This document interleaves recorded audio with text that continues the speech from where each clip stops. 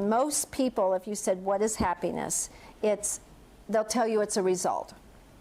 You know, happiness is when you have the relationships you want. Happiness is when you have the money you want. Happiness is when you have the house that you want.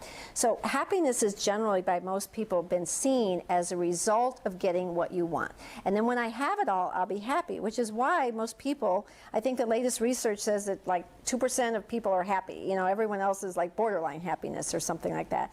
And I think it's because if that's how we see it, that we have to have all these things, then we're never going to be happy, because we get the house, but then it's not big enough. We get the relationship, but it's not, you know, strong enough. We get the, you know, job, but it's not exactly what we wanted.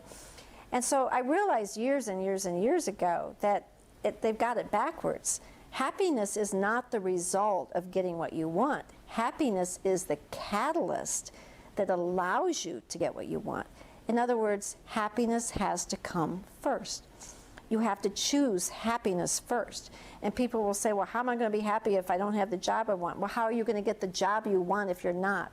No one wants to love you if you're unhappy. No one wants to hire you if you're unhappy. We're not going to lose weight if we're unhappy. We're not going to find our soulmate if we're unhappy. So if we're in the state of unhappiness, all these things that we want that are going to make us happy aren't going to come. And I think a lot of people, the law of attraction is being talked about right now. And I think really what they're talking about is that what you send out, okay, is a lot of what's going to come back. The song that goes, if you want to be loved, then be lovable, you know. So try happiness first.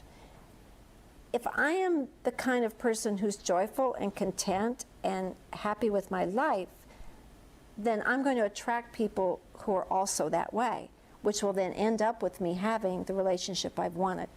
If I'm happy with my job, even though it may not be what I want to be doing 10 years, 20 years down the road, but if I'm content on doing it the best and being happy as I'm doing it, then I'm going to get promoted, or people are going to see me, or other companies are going to want to have me.